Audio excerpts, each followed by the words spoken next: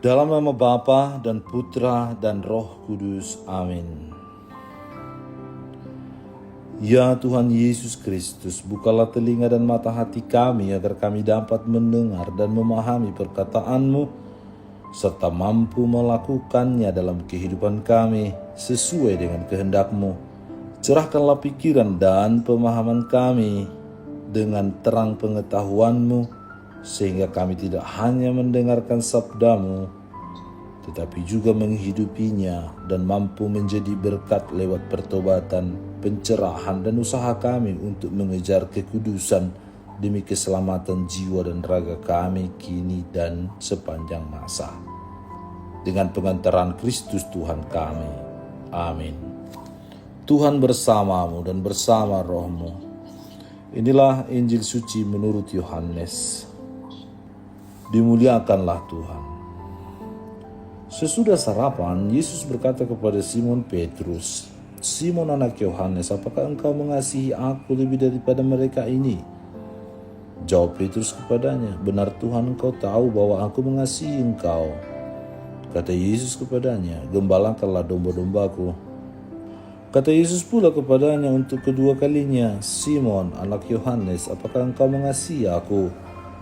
Jawab Petrus kepadanya, "Benar Tuhan, engkau tahu bahwa aku mengasihi engkau." Kata Yesus kepadanya, "Gembalakanlah domba-dombaku." Kata Yesus kepadanya untuk ketiga kalinya, "Simon anak Yohanes, apakah engkau mengasihi aku?" Maka sedihlah hati Petrus karena Yesus berkata untuk ketiga kalinya, "Apakah engkau mengasihi aku?"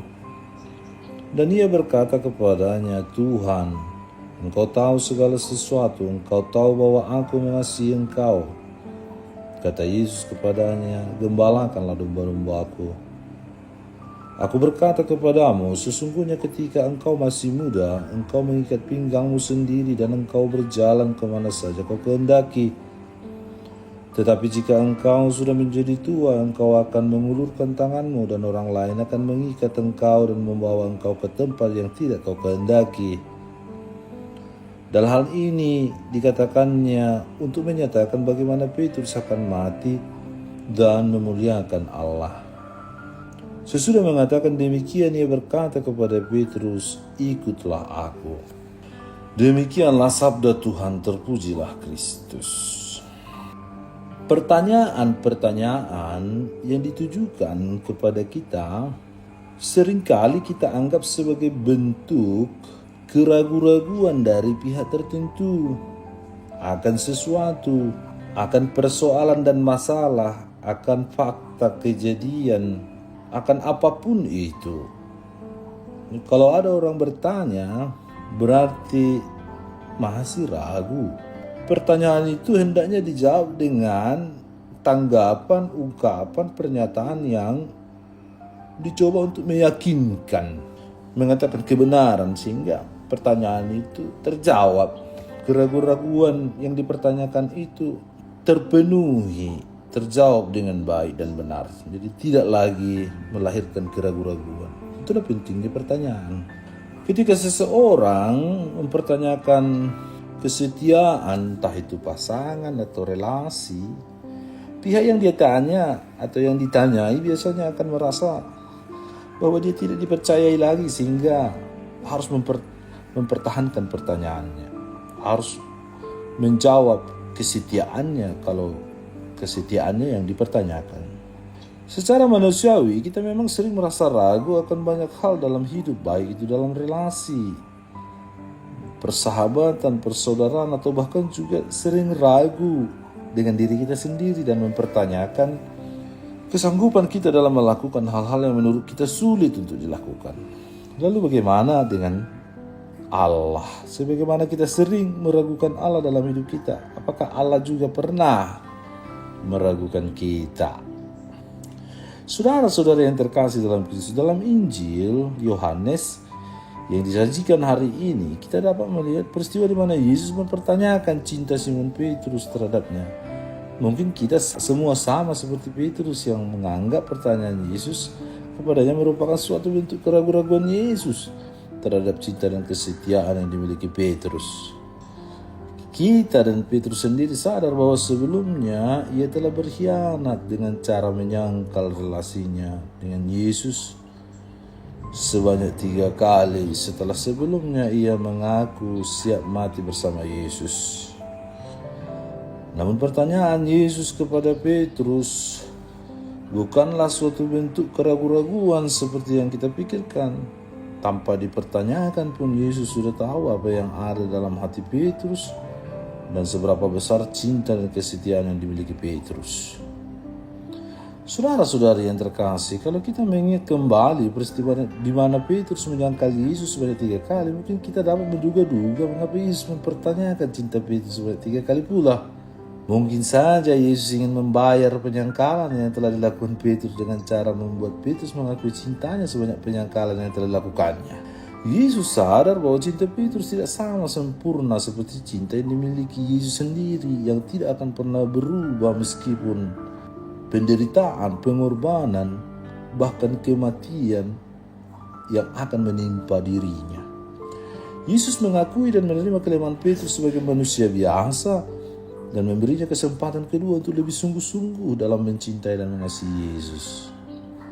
Mencintai, apakah engkau menyayangi? Apakah kamu sayang sama aku? Kira-kira seperti itu.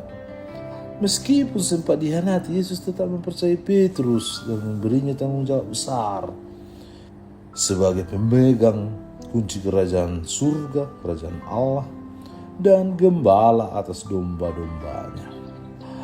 Saudara-saudari yang terkasih dalam Kristus Yesus, sebagai manusia sudah sewajarnya kita sering mengalami keraguan, kecurigaan, bahkan pengkhianatan dari atau terhadap orang-orang yang kita percayai. Sebagai manusia, cinta yang kita miliki begitu rapuh dan dapat berubah karena kita adalah makhluk fana yang penuh dengan kelemahan dan dosa. Namun dengan merenungkan bacaan Injil hari ini, Yesus mau mengajak kita untuk lebih tulus dan lebih sungguh-sungguh dalam menyayangi, mengasihi, mencintai dengan ketulusan, kerendahan hati. Pertanyaan dan keraguan dari orang-orang yang kita cintai adalah hal yang wajar dan harus kita terima sebagai konsekuensi atas kodrat kemanusiaan kita yang sungguh-sungguh terbatas. Namun dalam hal keterbatasan itulah kita dapat membangun cinta yang lebih sempurna dengan saling menguatkan satu sama lain, saling meneguhkan dan saling membuktikan bahwa kita benar-benar memiliki cinta yang tulus terhadap orang-orang di sekitar kita, meskipun terkadang pergolakan dari dalam dan dari luar membuat diri kita seolah-olah tidak mencintai atau dicintai. Kita semua membutuhkan waktu untuk belajar mencintai dan kita semua membutuhkan ruang untuk atau diragukan agar dengannya kita semakin yakin bahwa kita benar-benar mencintai dan dicintai, dikasihi dan disayangi. Sungguhkah kita menyayangi Yesus, mencintai Yesus? Semoga Tuhan memberkati kita. Bapa yang penuh cinta, ajarilah kami untuk dapat mencintai sesama sebagaimana Yesus Putramu telah mencintai kami. Terlepas dari kedosaan dan pengkhianatan yang telah berulang kali kami lakukan terhadap-Mu lewat kata dan perbuatan kami. Semoga pengampunan dan kesetiaan-Mu yang begitu besar menginspirasi kami untuk mengampuni kesalahan orang-orang yang kami cintai dan semakin berjuang untuk membangun kesetiaan yang telah tertuang dalam hidup Bapa dan kebangkitan Putramu yang hidup kini dan sepanjang segala masa. Amin. Allah Bapa kami, penuntun kehidupan, Engkau telah menuntun Abraham menuju tanah terjanji. Engkau juga menuntun bangsa Israel menuju tanah Yerusalem melalui tangan Musa. Kini kami umat-Mu keuskupan Padang sedang berjalan bersama dalam sinode kefikepan menuju keselamatan yang Engkau janjikan dalam diri Putramu Yesus Kristus. Tuntunlah peziarahan hidup kami dengan kuasa Roh Kudus-Mu, agar kami tetap tabah, sabar dan setia menghadapi kesulitan dan tantangan hidup. Bimbinglah kami supaya mampu berjalan bersama saling meneguhkan dalam iman, harapan, dan kasih.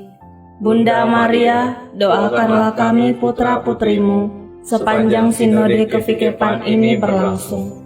Ya Bapa, Engkau kami sembah dan muliakan, kini dan sepanjang masa. Amin. Tuhan bersamamu dan bersama rohmu. Semoga saudara sekalian dilindungi, dibimbing, dan diberkati oleh Allah yang Maha Kuasa, Bapa dan Putra dan Roh Kudus.